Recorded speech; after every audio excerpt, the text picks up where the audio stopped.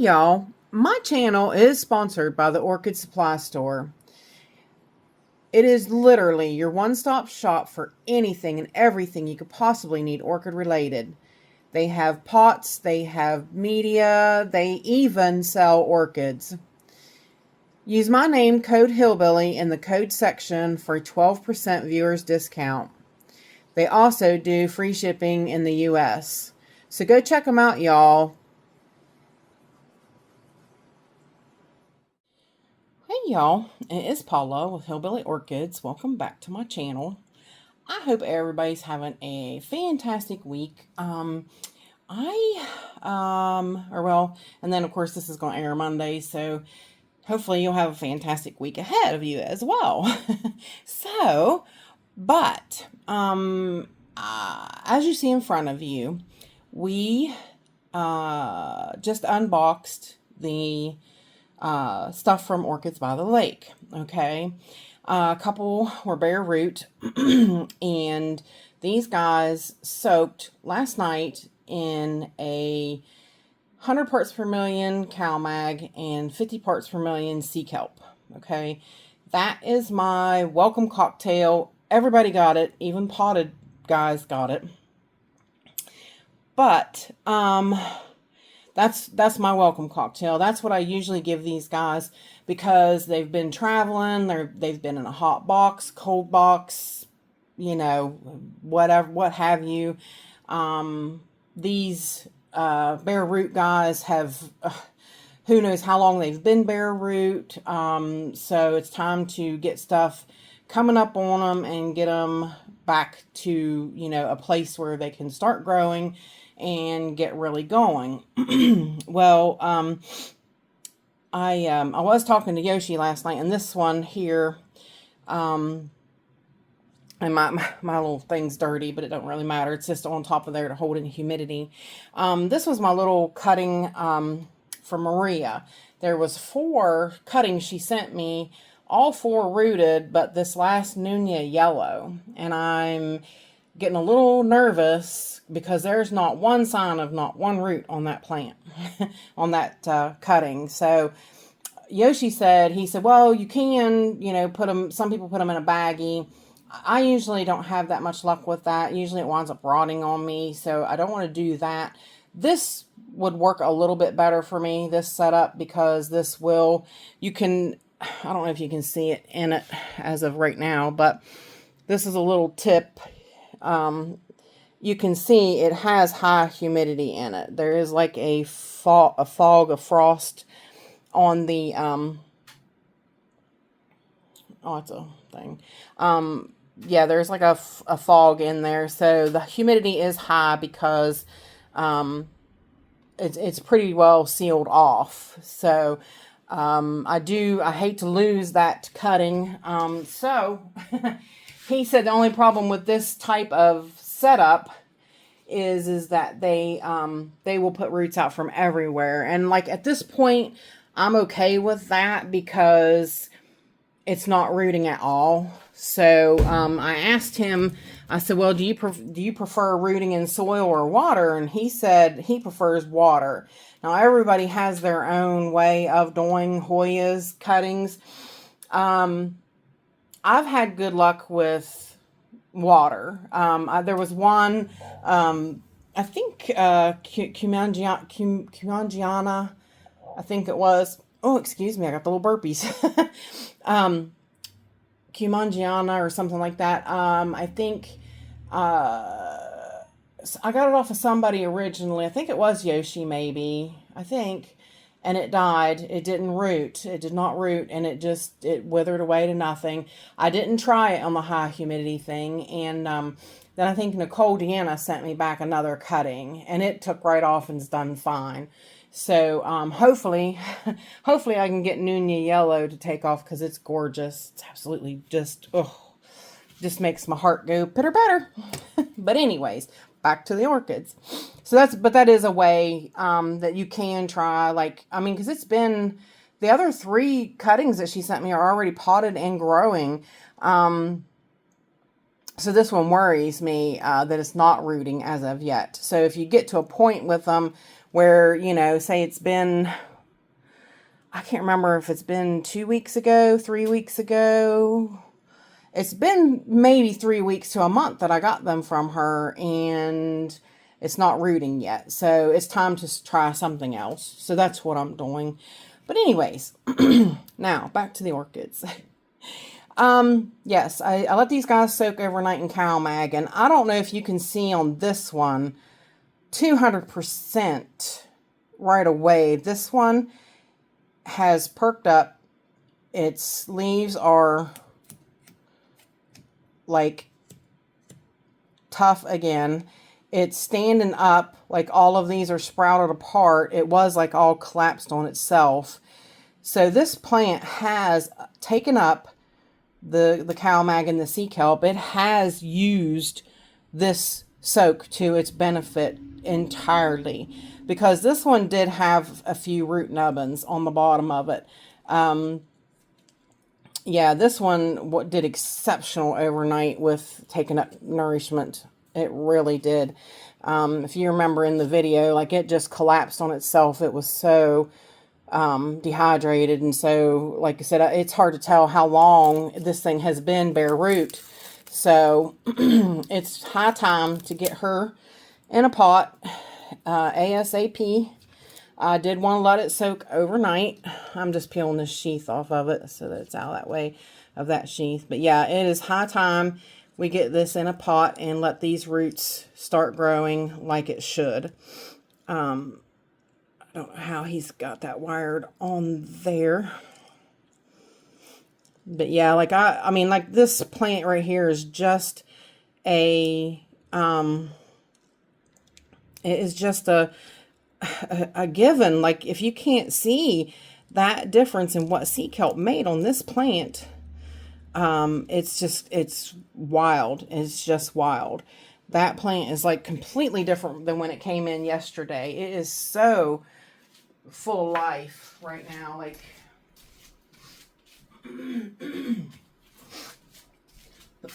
excuse me. I've definitely got the sniffles and whatnot. We cut grass yesterday, and one of my bushes has like pollen galore. I mean, like it leaves a green film on our cars. It's so horrible. But I'm going to take this off completely, because I'll do it differently, or I'll need it to be on there differently anyways. So snip that off of there with the cutters. And but yeah, like I'm telling you, this plant is a total testament to CalMag and sea kelp. 100%. It looks so much better than it did yesterday when it came in. The other one here, it I can't really say it looks a lot better. It didn't have any roots. This one doesn't have any new nubbins coming. It had all these old dead roots. So yeah, I can't really say that it has no, it's still really flimsy, so it's pretty dehydrated still. But thing of it is that it's high time. I've got to get this in a pot, let it get the moisture around its rhizome and stuff, and let it feel secure enough to go ahead and start putting out roots, and so that it can save this plant. Yeah, this one is a little setback, but it's okay. Yoshi said that yeah, this one was like, it's sort of like a challenge plant. It's I guess the seller felt bad that yeah, they were in that bad a shape, and so they took them off of his invoice. So I got a challenge plant. Yay! But anyways, those are the two we're going to start with. Like I said, those back there, I probably will redo. I don't know about like today, but these have to be dealt with. Those can wait a little bit. Like I said, they are potted. I just want to make sure that they're in something that's going to grow in my environment. Like I have the media down pat now that I know works the best in my environment, and that's what I'm going to go with. But yes, let me hang tight and let me get the stuff together to get these guys potted up, and we'll do it together. Alrighty, y'all, we are back. I had to wash a 4-inch pot. I need to tell Kenna need some more, I reckon, because I didn't have any. I had to really search hard for this one. I don't have any 3s or 4s left. I've got some 5s, but the smaller ones I do not have. So, yes, I'm going to do this one in the 3, this one in the 5, and I am using Orchid Supply Store supplies. The media is Orchid Supply Store, except for the moss, but normally when he has the moss, he sends it to me, but I, neither near here nor there. I did have to get the moss myself. I did watch his video yesterday.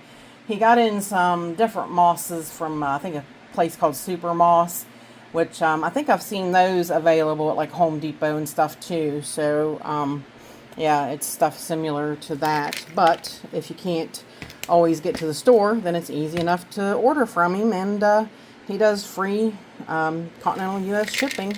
So, yep, and he's got everything you need for orchids. And if you use my code name Hillbilly, you get 12% viewers discount. So, but in my mix today is oyster shell grit, charcoal, treated coconut husk chunks.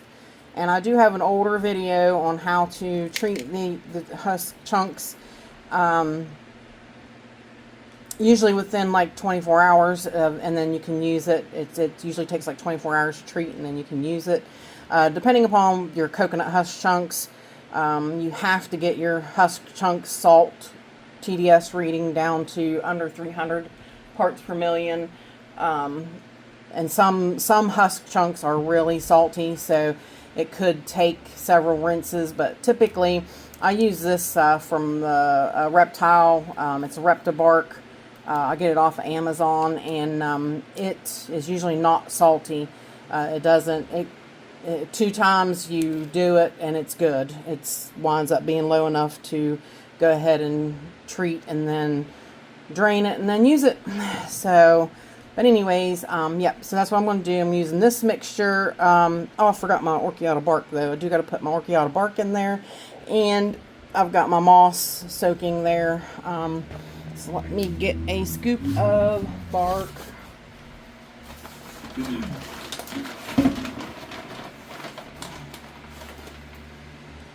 I almost forgot my bark. Scoop of bark.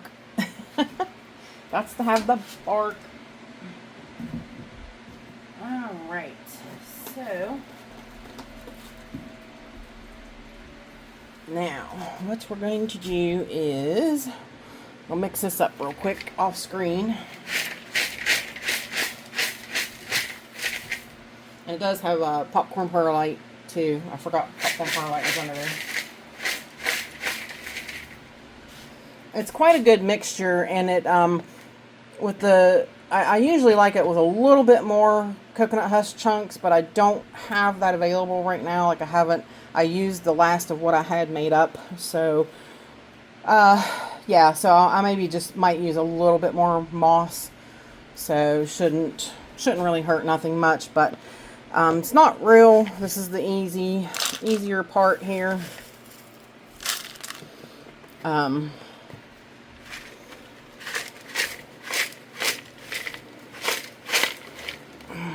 Get the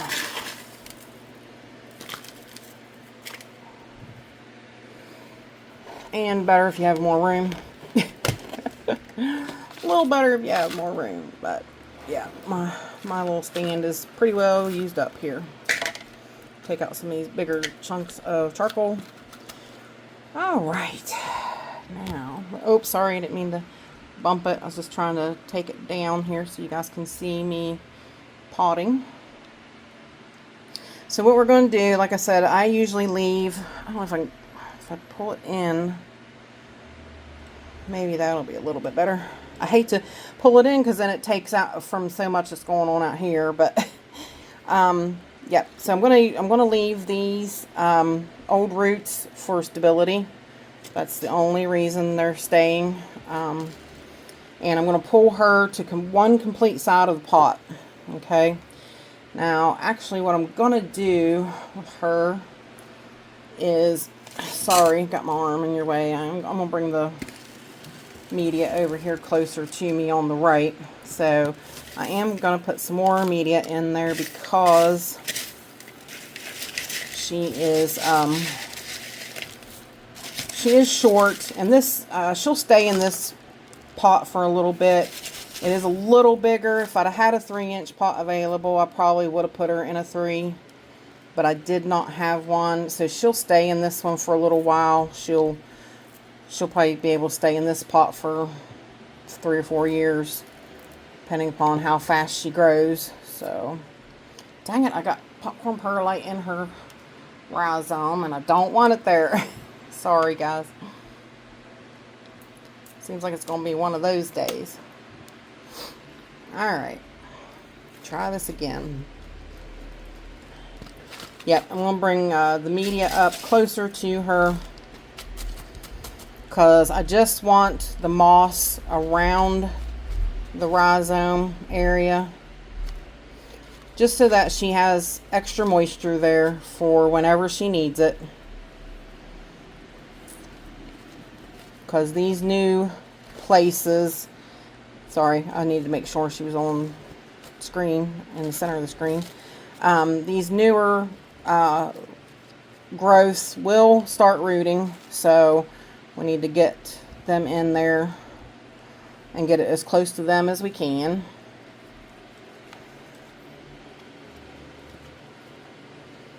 Because that's where the roots will be coming out of first.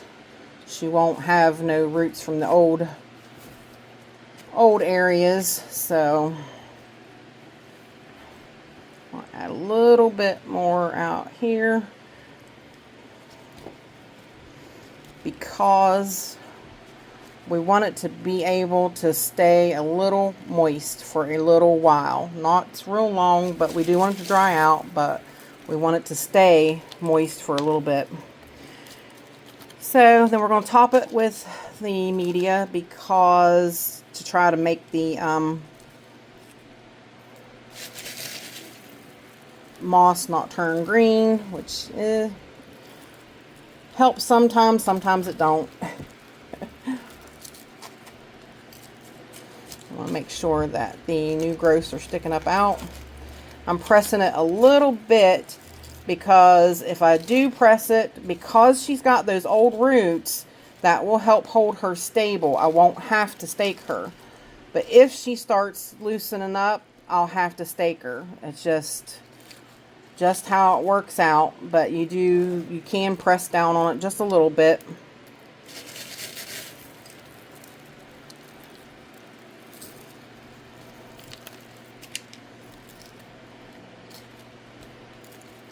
Alright, and that should be good. Now, she should be ready to roll. Find her tag. Which one? Her tag's over here.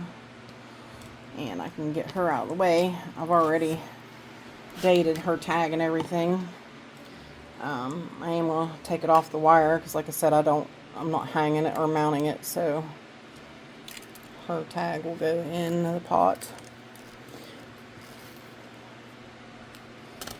Alright, and we'll scoot that way back over here out of the way. All possible. Now on to plant number 2. And it's going to go in this 5-inch pot here. This one's that gorgeous, actually, let's see if this fits in this, her old, what I had her soaking in. I think it does. Yeah, it does. Yay. So there we go. She's got a mask, and she can still soak in that water. Yeah, that Thiamai Glory.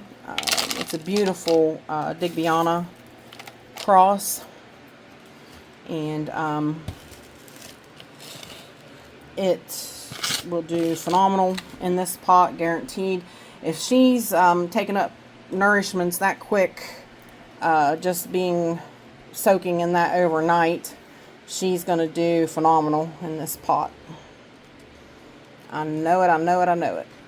So, get her adjusted. We're going to pull her clear to the edge of this side of the pot. And again, I'm going to add some more media because she's sitting up a little bit. I'm keeping the old roots again for stability.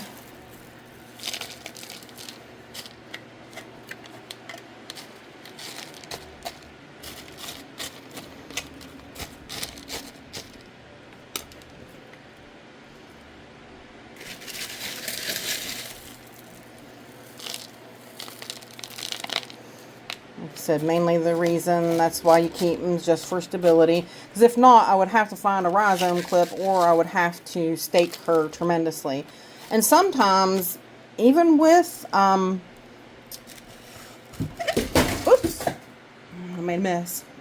Sometimes, even with leaving the roots on, sometimes you still have to stake them. So it's never, you know, a home free guarantee that you won't, but chances are you won't. I've had to still wind up staking them.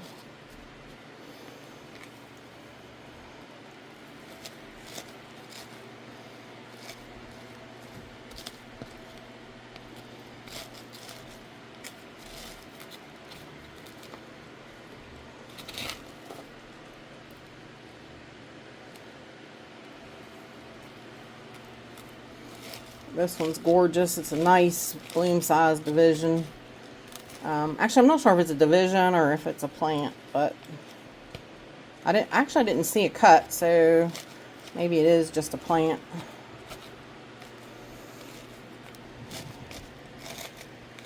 Being careful of that new growth sticking out there on the front. Oh, sorry, y'all. I didn't mean to poke you. I did.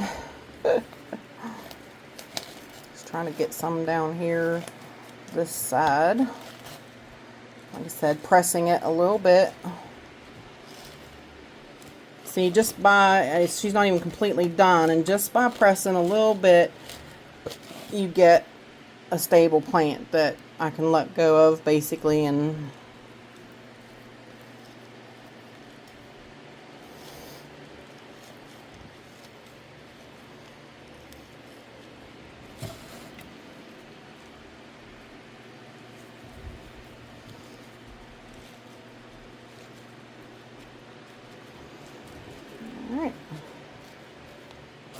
now again, like I said, this growth here was the last new growth, and it's the one that's putting out the new nubby roots. So once this other growth gets mature, it will start putting out roots. So this plant is, I mean, it's going to be just fine. It's going to be just fine. No, I don't expect much setback whatsoever. So I think she should take right off. Shouldn't be an issue. You know, like I said, the Cattleyas do super well in my environment. So, yep, should be just fine.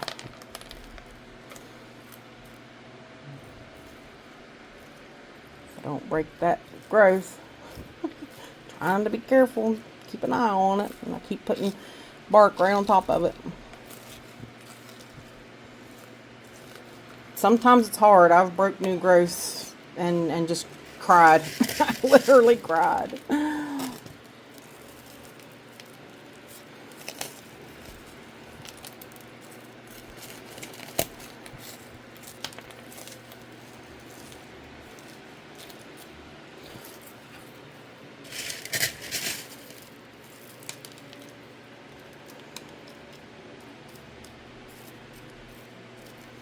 It'll come up out of there real quick once those roots from this one starts taking up more nourishments and growing out. So it'll do wonderfully. Press it a little bit more on this side. Add a little bit more there. I think she looks great. Looks phenomenal. But now I'm going to have to find a pot for her. Yep. Trying to press it down, give her a little bit of stability.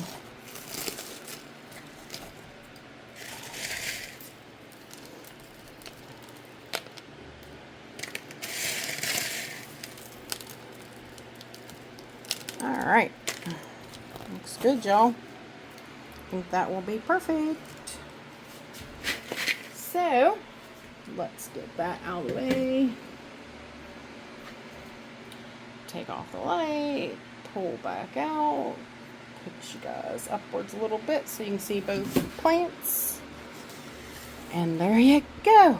That was easy enough, wasn't it? That was my 2 repottings.